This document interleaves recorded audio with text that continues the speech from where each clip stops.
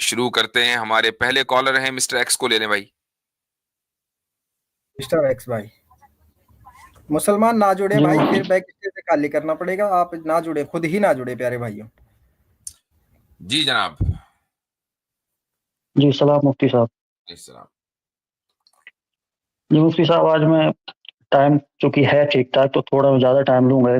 Topic ہے جو کافی بڑا ہے، لیکن میں چاہوں گا کہ میں کئی پارٹس میں پوچھ لوں اس پہ آپ سے کوشچن. پروفٹ صاحب کی جو میریجز کو لے کے ہے، میں نے آپ کے ویڈیوز دیکھے لیکن اس میں وہ سوال مجھے ملے نہیں. اچھا. تو میں نے کافی مہینوں سے اس پہ میں نے نوٹ ڈاؤن کیے ہوئے کوشچن. میں یہ نہیں کہوں گا یہ سارے کوشچن میرے ہیں، میں ایماندار رہوں گا یہاں پہ. جب میں ریسرچ کر رہا تھا تو کچھ نان مسلم کے بھی ہیں، سائٹ سے بھی ہیں، لیکن آدھے کوشچن میرے خود کے ہیں. جی. تو میں کوشچن پہلے حضرت عائشہ کی شادی کے حوالے سے کرنا چاہوں گا. جی. اور یہ کوشچن ہے، یہاں پہ میں کوئی پلاسٹرنگ وغیرہ کرنے نہیں آیا ہوں، تو یہ نہ سمجھا جائے. اگر کوئی ایسا لگتا ہے کسی کو تو میں پہلے سے معذرت بھی چاہوں گا کوشچن کے ریگارڈنگ. جی ہاں بولیے. تو جیسے حضرت عائشہ سے جب شادی کی گئی تو یہ کہا جاتا ہے کہ اس لیے بھی کم عمر میں کی گئی کہ تاکہ بعد میں حدیثوں کو کمپائل کرنے کے لیے، ان کو آگے بڑھانے کے لیے کوئی کم ایج کی اگر مہیلا رہیں گی تو زیادہ آسانی رہے گی. تو اس سے اچھا مجھے لگتا ہوتا کہ خدا جو ہے اگر پروفٹ صاحب کو اگر کوئی بیٹا دے دیتا تو وہ زیادہ اچھا ہوتا. کیونکہ پہلی بات تو یہ ہے کہ جو ٹیسٹیمنی کہی جاتی ہے وومن کی، وہ ہاف ہے. دوسری بات یہ ہے کہ کوئی بھی نبی اور رسول جو ہے وہ مہلا نہیں ہے. تو ایسا کیوں ہے؟ جی اگر ایسا ہوتا تو آپ آج یہ کہہ رہے ہوتے کہ بھائی اسلام میں تو عورتوں کا کوئی مقام نہیں ہے، کہ نیریٹر کے طور پر بھی عورت کو برداشت نہیں کیا گیا. آپ یا کوئی اور یہ کہہ رہا ہوتا کہ بھائی نیریٹر کے طور پر تو برداشت کر لیتے، یہاں تک کہ اس رول میں بھی، کہ جس رول میں ایک عورت کوئی کردار ادا کر سکتی ہے، وہاں پر بھی ایک بیٹے کو لے آئے. اچھا یہاں ایک اور مسئلہ ہے، اور وہ یہ کہ آپ صلی اللہ علیہ وسلم کی اولاد میں کوئی بیٹا زندہ کیوں نہیں رہا؟ بیٹے تو ہوئے، 3 بیٹے جی ہوئے جی ہیں، لیکن زندہ نہیں رہے. اس سے کیا ہوتا؟ دیکھیں، اگر آپ علیہ الصلاۃ والسلام کے یہاں بیٹا ہوتا اور وہ بیٹا زندہ رہتا تو میں یہ نہیں کہہ رہا ہوں کہ اس کا لازمی نتیجہ نکلتا، لیکن اب جو حکمت نکل کر سامنے آتی ہے وہ یہ ہے کہ امت میں نیپوٹزم کا جو آپ صلی اللہ علیہ وسلم نے اپنے ہی دور میں اپنے ہی سامنے جو خاتمہ کیا تھا، شاید ایسا ہوتا کہ بیٹے ہونے کی صورت میں امت اس کو یہ سوچتی کہ بھئی آپ صلی اللہ علیہ وسلم کی اولاد ہے تو پھر انہی کو نائب ہونا چاہیے محمد صلی اللہ علیہ وسلم کے بعد. تو آپ صلی اللہ علیہ وسلم کی بیٹی ہوئی، بیٹی کے شوہر جو آپ صلی اللہ علیہ وسلم کے داماد ہیں وہ خلیفہ بنے ضرور، لیکن پہلے خلیفہ نہیں بنے، وہ چوتھے خلیفہ بنے. اور جس ترتیب پر وہ خلیفہ بنے ہیں وہی ترتیب صحیح بھی ہے. یعنی پہلے خلیفہ حضرت ابوبکر ہیں، پھر حضرت عمر ہیں، پھر حضرت عثمان ہیں، پھر حضرت علی رضی اللہ عنہ. اس کو آپ نیپوٹزم نہیں کہیں گے کیونکہ وہ نمبر 4 پر آ رہے ہیں. ٹھیک ہے، تو ایک تو بات یہ ہے. اب رہی یہ بات جو اصل ٹاپک ہے آپ کا، کہ حضرت عائشہ رضی اللہ عنہا کی جگہ کوئی دوسرا ہوتا، چونکہ عورتیں آپ نے کیا کہا آدھی عقل ہوتی ہے ان کی. نہیں، جو ٹیسٹیمنی ہے وہ ہاف ہے، یہ آیا ہو. دوسرا پوائنٹ دوسرا. جی جی ہاں. تو ٹیسٹیمنی اور نریشن دونوں میں فرق یہ ہے کہ ٹیسٹیمنی کا تعلق جرائم سے، کورٹ سے، عدالت سے، اور اسلامی جو مزاج ہے وہ یہ ہے کہ عورتیں بدرجہ مجبوری ان جگہوں پر آئیں، بحالت مجبوری. لہٰذا ایک نہیں 2 کی قید لگا دی، یعنی جرم اگر ایسی جگہ ہو رہا ہو کہ ایک نہیں 2 عورتیں اس کو دیکھ رہی ہیں، تو ایسی صورت میں اب اگر وہ رپورٹ کرنا چاہیں اور عدالت میں کیس لڑنا چاہیں تو یقیناً وہ وہاں پر آئیں. لیکن اگر کوئی ایک آدھ عورت دیکھ رہی ہے، ہو سکتا ہے کہ اس سے عدالت میں ٹیسٹمنی دینے میں بھی گڑبڑ ہو جائے، اور اسلامی مزاج بھی یہ نہیں کہ عورتیں زیادہ عدالتوں کے چکر کاٹیں. اس لیے وہاں پر یہ شرط لگا دی گئی کہ 2 عورتیں ہونی چاہیے اور 2 کی گواہی 1 کے برابر ہوگی.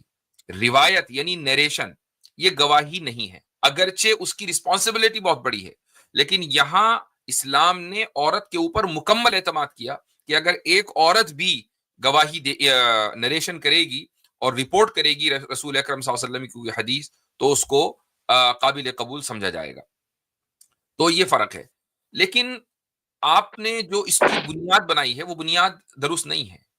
آپ نے یہ کہا کہ حضرت عائشہ رضی اللہ عنہا کا نکاح کم عمر میں اس لیے کیا گیا تاکہ وہ دین کی حفاظت کر سکیں، اور آپ نے اس میں نریشن کو جوڑ دیا. تو یہ بات بالکل صحیح ہے کہ آپ حضرت عائشہ رضی اللہ عنہا کے ذریعے اللہ تعالیٰ نے آدھے دین کی حفاظت فرمائی. لیکن ذرا تصور کیجئے کہ اگر آپ صلی اللہ علیہ وسلم کی ان زوجہ کی جگہ بیٹا ہی ہوتا، آپ کی اس بات کو مان لیتے ہیں، تو ایسا تو ہے نہیں کہ وہ بیٹا دن رات گھر میں ہی رہتا، وہ باہر بھی جاتا، اس کی پبلک لائف ہوتی، اس کی سوشل لائف ہوتی، اس کی خالی فیملی لائف تو ہوتی نا. تو جو چیز ایک بیوی جانتی ہے اپنے شوہر کے تعلق سے، یا جن باتوں کا وہ احاطہ کر سکتی ہے، وہ باتیں بیٹا بھی نہیں جانتا، ان باتوں کا بیٹا بھی احاطہ نہیں کر سکتا. اس لیے وہ حکمت کبھی بھی بیٹے کے ذریعے حاصل نہیں ہو سکتی تھی جو حضرت عائشہ رضی اللہ عنہا کے ذریعے حاصل ہوئی. جی اوکے، سیکنڈ پوائنٹ یہ ہے اس میں مفتی صاحب کی جو پروفیٹ صاحب نے جب حضرت عائشہ کی بات آتی ہے تو اس میں کلچر کو فالو کیا، لیکن جب حضرت زینب کی بات آتی ہے تو اس میں کلچر کو ڈسٹروائے کیا. تو یہ دو الگ الگ پہلو کیوں؟ اس کی وجہ یہ ہے کہ کلچر امپورٹنٹ نہیں ہے، اصل خدا کا حکم اور دین امپورٹنٹ ہے.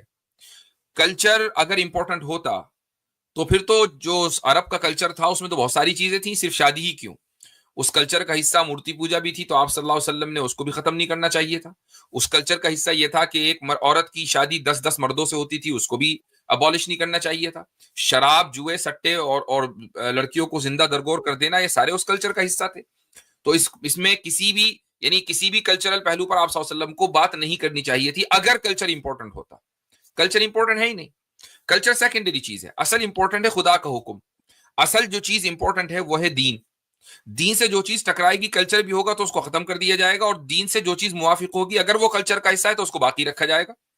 تو حضرت زینب رضی اللہ عنہا سے نکاح کرنا یہ دین کا حصہ ہے، اگرچہ کلچر کے خلاف ہے. تو آپ صلی اللہ علیہ وسلم نے اس کلچر کو ڈسٹروائے کر دیا.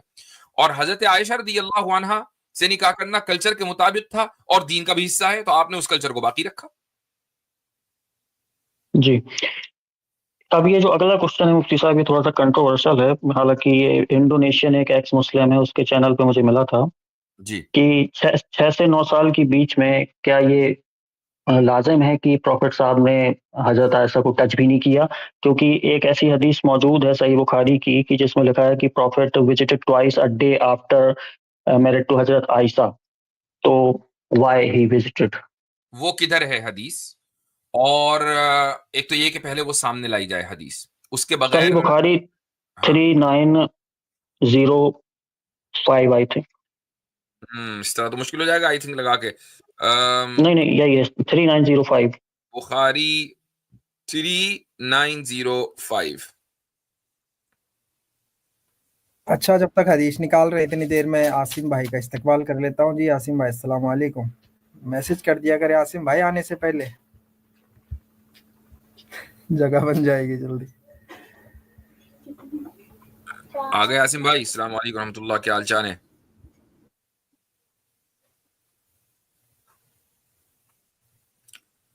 آواز نہیں آ رہی ہے عاصم بھائی کی، کیا مجھے ہی نہیں آ رہی ہے یا مجھے بھی نہیں آ رہی ہے، مجھے لگ عاصم رہا تھا بھائی کی بول رہے آواز ہیں. نہیں آ رہی ہے، شاید ان کی طرف انٹرنیٹ پرابلم ہو.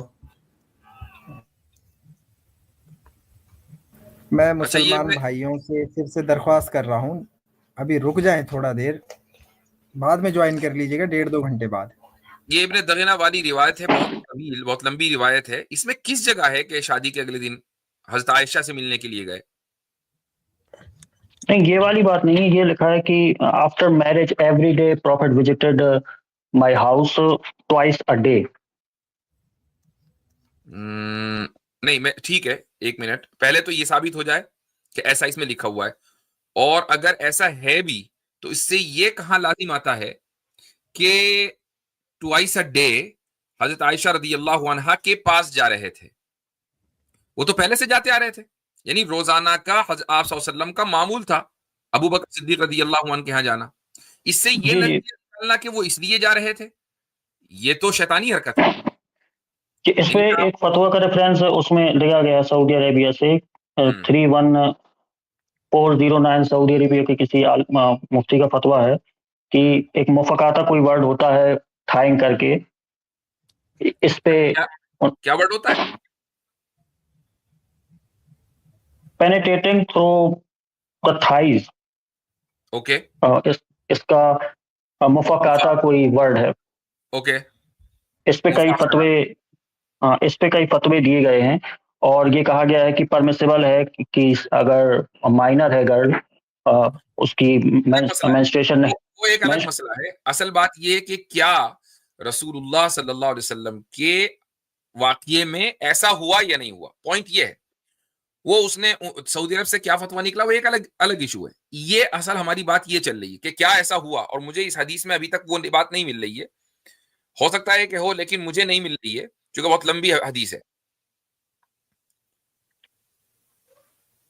تو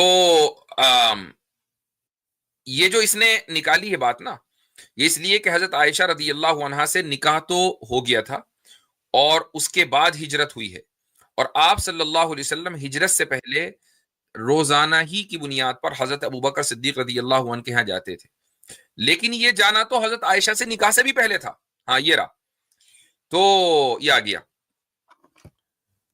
قالت لم عاقل ابوی قط الا وهما يدينان الدين ولم يمر علينا. دیکھیں کتنا بڑا یہ، دیکھیں مسٹر ایکس، یہ جو مرتد ہوتے ہیں نا، انڈونیشیا کا ہو کہ ملیشیا کا ہو کہ انڈیا کا کہ پاکستان کا، ان میں ایک چیز کامن ہوتی ہے، یہ سارے دھوکے باز ہوتے ہیں. اس لیے کبھی بھی ان کے اوپر اعتماد نہ کیا جائے.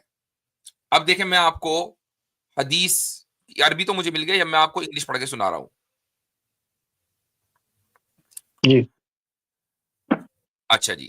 The wife of the Prophet صلی اللہ علیہ وسلم says, I never remembered my parents believing in any religion other than the true religion.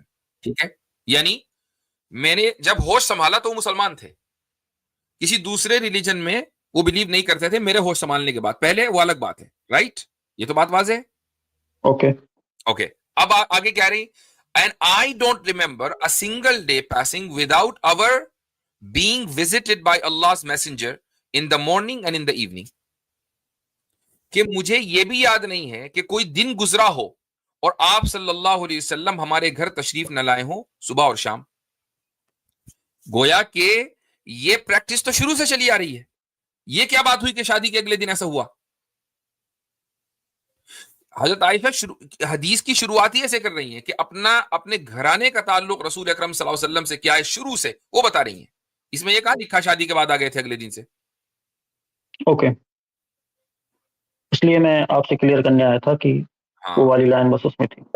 تو یہ اصل میں یہ دھوکہ دھڑی جو ہے نا، یہ بہت غلط چیز ہے. اور اس کی وجہ ہے میرے بھائی، اس کی وجہ یہ ہے کہ آپ کوئی سوال آپ کے ذہن میں آتا ہے، آپ لے کر آ جاتے ہیں، ٹھیک ہے، بہت اچھی بات ہے. لیکن جو اسلامو فوبز ہیں ان کے پاس دراصل اعتراضات ختم ہو چکے. بھائی لے دے کر کیا ہے؟ وہی حضرت عائشہ کی میرج، وہی حضرت زینب سے میرج، وہی حضرت صفیہ سے میرج.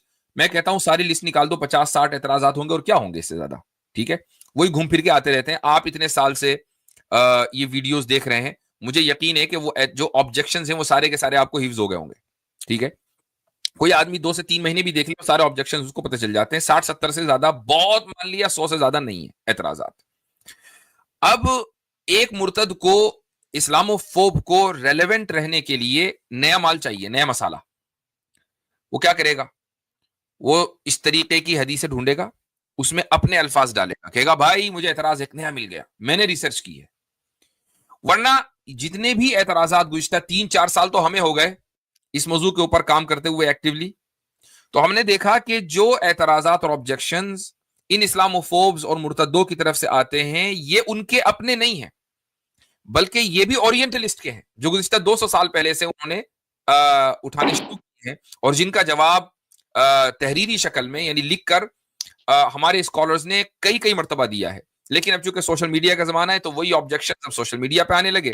اب ہم سوشل میڈیا کے ذریعے جواب دے رہے ہیں. نیا کچھ نہیں ہے، نیا میٹیریل کچھ نہیں ہے. جو نیا میٹیریل لے کر آ رہا ہے اس نے دھوکہ دھڑی کی ہے، یہ طے ہے.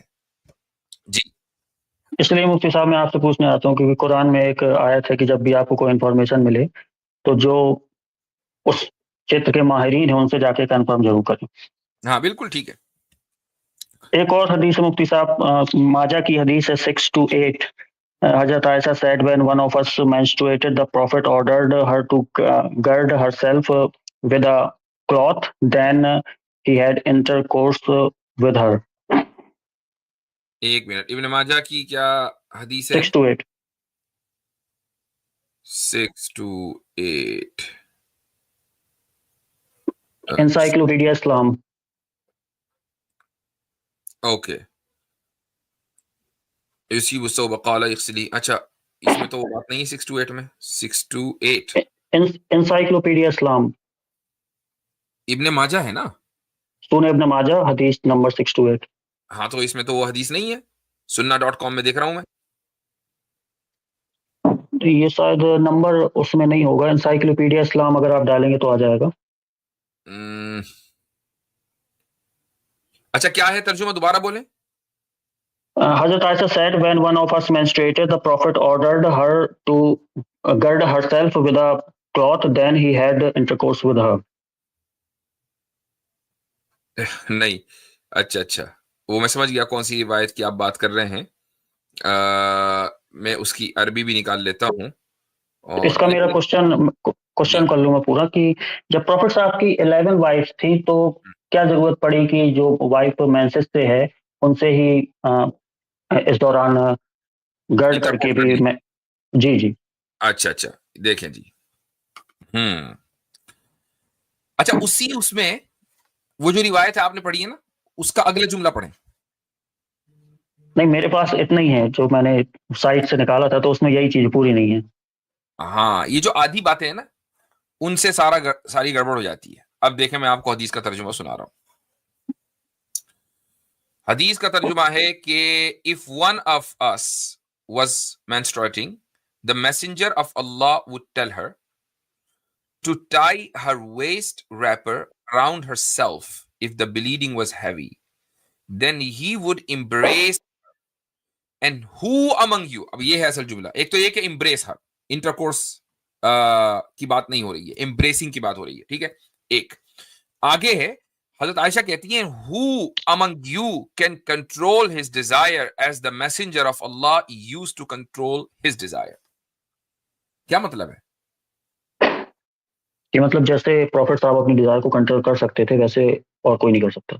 हाँ लेकिन ये बात क्यों कही जा रही है इस मौके पर कि उन्होंने इंटरकोर्स को कंट्रोल किया।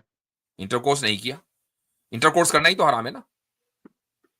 अच्छा अब आप ये कह रहे हैं कि ये काम भी किसी दूसरी वाइफ के साथ कर सकते थे, इसलिए कि अगर ऐसा होता तो फिर तो आप ये कह रहे हैं ना कि जिस वाइफ की का जो दिन है और उसकी उन वाइफ की का यानी दीनी एतबार से आप सल्लल्लाहु अलैहि वसल्लम के लिए था कि वो उस वाइफ के साथ रहें, तो महज इसलिए कि वो इस पीरियड में है, मंथली साइकिल में है, उनको छोड़कर वो कहीं और चले जाएं, तो ये तो उनकी हक तलफी हो जाएगी।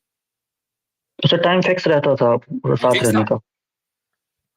All right then okay. फिर एक और हदीस है मुफ्ती साहब, फिर मैं बाकी अगले कुछ बंदों को भी दे दे भाई मौका। बस एक लास्ट है, काफी लास्ट है कि जब मिस्टर हजरत मारिया वाला ख्याल से और बंदों को चाहिए। Okay no problem.